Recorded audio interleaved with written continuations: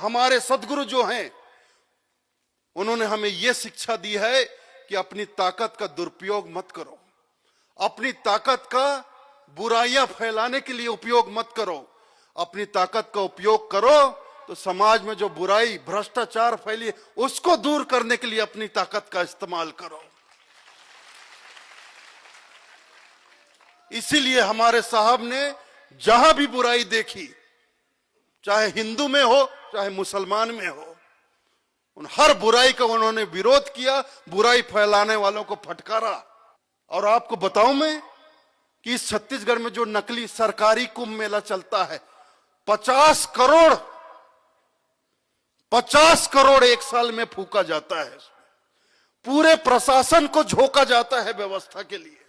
नकली कुंभ मेले में आप 50 करोड़ खर्चा कर सकते हैं, तो कबीरपंथियों के 110 साल पुराने मेले में क्या आप 50 लाख भी खर्चा नहीं कर सकते हैं?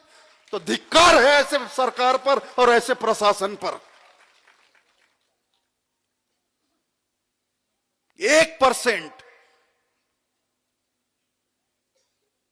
नकली मेले में आप 50 करोड़ खर्चा करते, हमारे पारंपरिक 110 साल पुराने कबीरपंथी मेले में आप 50 लाख, 1% तो खर्चा कर सकते हैं। और वो भी नहीं कि लुटाओ पैसा व्यवस्था के लिए, बिजली के लिए, पानी के लिए।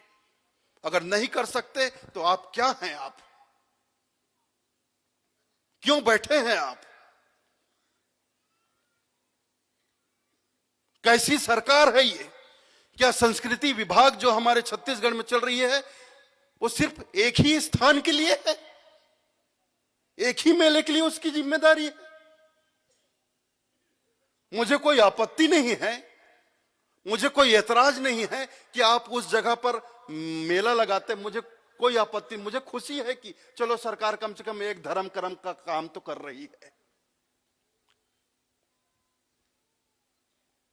नकली ही सही, लेकिन धार्मिक मेला, कुछ तो धर्म का काम सरकार कर रही है, मुझे खुशी है। मुझे इस बात से भी कोई आपत्ति नहीं है कि उस नकली मेले में 50 करोड़ खर्चा होता, आप 100 करोड़ खर्चा कीजिए, लेकिन आप कबीरपंथियों के पारंपरिक 110 साल पुराने मेले को अनदेखा नहीं कर सकते, इसकी उपेक्षा नहीं कर सकते।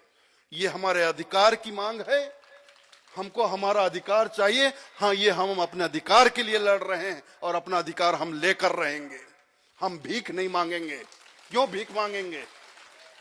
लोकतंत्र है, लोकतंत्र में जनता ही राजा होता है, बाकी सब नौकर हैं और प्रतिनिधि हैं। जितने नेता है सब हमने चुनकर अपना प्रतिनिधि बनाया है। और जब कोई अपना प्रतिनिधि बनाता है तो इसका मतलब ये नहीं कि वो अपना अधिकार खो देता है। हमारा अधिकार हमारे पास सही सलामत है। क्यों? हमें अपने ही पब्लिक सर्वेंट के सामने हाथ फैलाना पड़ेगा कि मुझे ये दे दे बाबा? आपको अपने ही नौकर के सामने हाथ फैलाना पड़ेगा, मुझे ये दे दे बाबा, मेरे लिए ये कर दे बाबा? ये लोकतंत्र है? ऐसा होता है? मैं ये बर्दाश्त नहीं कर सकता। मैं जा रहा हूं और जो भी साहब का पक्का और कबीर पंथ के लिए जो अपनी जिम्मेदारी समझता है मेरे साथ आ सकता है। और शासन को अगर मुझे रोकना है तो मुझे गिरफ्तार करना पड़ेगा, और उसके बाद जो कुछ भी छत्तीसगढ़ में होगा मेरी जिम्मेदारी नहीं है, वो फिर शासन की जिम्मेदारी।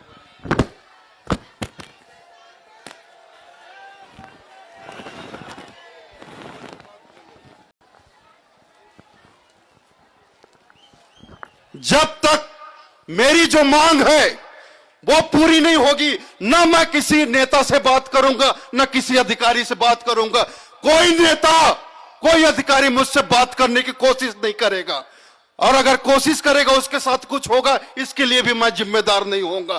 कोई नेता, कोई अधिकारी मेरे पास आने की कोशिश नहीं करना। जब तक ये तीनों काम पूरे नहीं हो जाते मेरे पास कोई आना मत।